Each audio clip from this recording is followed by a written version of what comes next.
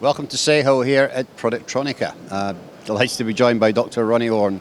Good to see you again, Ronnie. Good to see you. Yeah. Hello. So, a lot of companies this week are paying a huge amount of attention to ESG and sustainability. It's become a very important factor amongst many of the suppliers and manufacturers.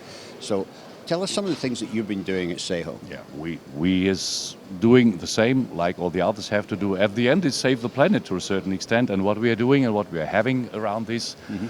We have several certificates, DIN ISO 14000, and several others. We are already consuming now 15% less than before, whatever that before means, but we have a lot of solar roofs with photovoltaics. All the big halls in the SEHO fabrication are covered with photovoltaics. Our energy supply from outside is based on 100% sustainable sources. That means wind, sun, and water. Okay. What else? We are targeting sooner or later, maybe all the company cars will be electric. And we do also support some green projects about the ambience with meadows and forest and something planting some trees to and balance the CO2 that we are still producing on the green side. Right, right. So, I mean, it sounds like from the factory side, you're doing as many steps as you can to lower your emissions. I mean, what about when we get down into the machine level? I mean, are you taking some steps there to reduce the nitrogen use and the different materials you consume there? All the things what means hardware of machinery, and also then we can go along the process what we are doing there step by step. I have some notes I have to look, but we try to generate a longer life cycle for the machines, roughly 12 years at the average for the moment. We are choosing materials which are kind of high class, but also on the other hand recyclable, so that we look at the end of life of the machines when they finally have done their job. And when we configure a machine for a customer, Germany we say, do not shoot with cannons and sparrows, not over-engineer, match the real needs of the customer with the right caliber of machine. Yes. And we try to standardize components, parts, modules, so that the machines can be stretched if needed or start with a small one. And we also have for materials and machine framework and something like that, we have suppliers, let's say, around the corner. They also can do something on Saturday morning in case of need. So when we have to rush, we can get something from them. Well, that's kind of important when it comes to like the Scope 3 emissions. I mean, you need to sort of get everybody in your supply chain also buying into the same sort of structure that you're doing to try and save energy. We can try to force them. At least we can be a good something like an idol or something like that, and show them how we do it, and hopefully they do the same or do it in a comparable way. And when we then finally look into the machine step by step, process-wise, what we are doing, go to the paperwork, not to forget the important things. We always have to spray flux somewhere where the music plays, and only there. This is the target. So only the hot spots where the soldering takes place. So how do you do that? I mean, how do you keep the flux within the board area? Normally, for the wave soldering, the easy way is just to define one rectangle on the board area, but we will make this a bit better by several rectangles that can be chosen in order not to make a mess on the total surface and need of cleaning and trouble with creeping flux under masks and something like that. Yes. And also for the selective, we have a drop jet fluxer on axis that really moves to the spot where it's needed, and also we can count even the drops, how much is how much flux has arrived to the surface. Even the mix between a selective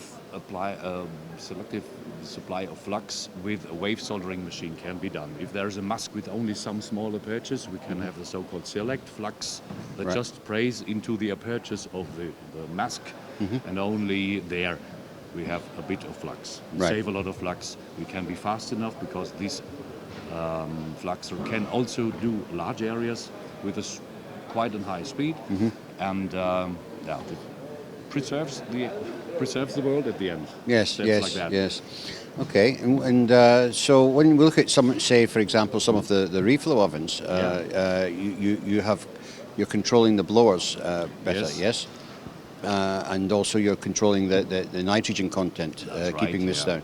And we have a lot of, let's say, standby options when the machine is not working full power and there's a break or something. We reduce some of the machine parameters, maybe hold the temperature, but go down with the rotation speed of any fans, go down with the nitrogen consumption, hold the atmosphere stable before short before collapsing, but don't blow in the full amount what is needed when the machine is under 100% working pressure. Working pressure. Yeah, I mean, we were talking just before we started the interview, and you were saying that you take your time to get the machine up to heat without doing it gradually rather than having a spike of That's heat. very important. We have a so-called eco mode. I know can best way explain this for reflow machine. There are many zones, many heaters, and we tell, imagine there's 20 heaters. This is 3-phase electric, so there would be 6 and something per phase. We tell the machine, you fire only 3 or 4 at the same time on one phase. Okay. And then it's creeping up more slowly, but in this time that this takes, also the machine box gets warm. And so we have a stable process. When the air is warm inside, also the box is warm, and the process can run without any, let's say, consolidation time or something like that. Right. Okay. What else I have with the preheat that we are using in wave and selective can be localized with single heaters, just heating in a certain area. Or if it's a coil along the length or the width, we can switch on each single way with its own percentage of power. And we have a measurement device to check that we don't overshoot the temperature or regulate the temperature, closed loop control to reach the right demanded temperature for releasing, before releasing to go to soldering station. What else? We have one special thing, what is now in the wave machine, the so-called pulsar heaters. You switch them on immediately on off like a quartz, but the wavelength is much longer, goes deeper into the material. And these heaters are controlled one by one in the wave machine, and we can follow a frame with big components, with high power, like a light organ. Frame comes, light on, frame leaves, light off. Right. And so on the next frame that can be at 20% of power because there is not much to solder or small components only. Machine can handle that. So this is really how do you set that up? So you program that ahead of time, depending on the board design. Yeah, we tell the machine this is the board that now comes. Maybe read a barcode or read a transponder tag. The machine knows the recipe, and I have to accompany this frame with a power of 100% of the pulsar heaters. Yeah. The next that comes only require 30 or 40%, and we have no trouble with waiting time, cool down the machine or something. So this is really sexy and a smart solution to be flexible in production with different thermal needs. Yes, absolutely. Well, it sounds like you're doing an awful lot of different measures to, for sustainability. I mean, it's really good. That's right. Yeah. Still, we are consuming and kind of part of it wasting energy, but we do it as good as we can, not to. Yeah, it's not something you're going to do overnight, but it's you're certainly well into the process to try and reduce. Always a process, it's always ongoing, and every time there's inventions, there's innovations to get this consumption down a bit. Yeah. Never to zero, but we do our best. Yeah, no, they're doing a great job by the sounds of it. So, I want to thank you for telling us about all of your policies Always on a pleasure emissions. with you. Yeah, thanks very much, Ronnie. Thank you also.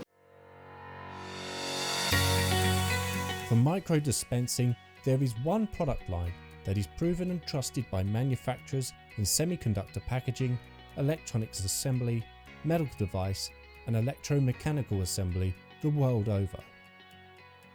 DL Technology, superior pumps and needles for the finer things in life.